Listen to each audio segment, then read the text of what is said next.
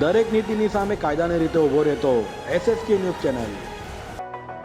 સુરતમાં ભારે વરસાદને લઈ અનેક જગ્યાએ પાણી ભરાયા છે, ત્યારે સરથાણામાં આદર્શ હોસ્ટેલમાં ફસાયેલા 45 વિદ્યાર્થીઓનું રેસ્ક્યુ કરાયું હતું।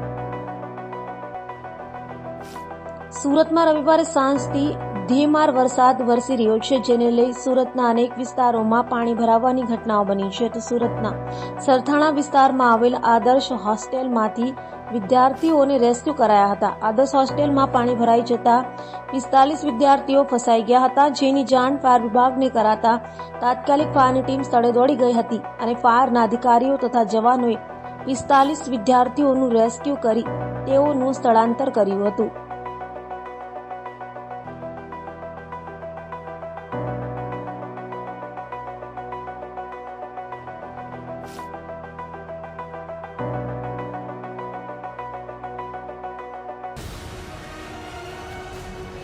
દરેક નીતિની સામે કાયદાની રીતે ઊભો રહેતો SSK ન્યૂઝ ચેનલ।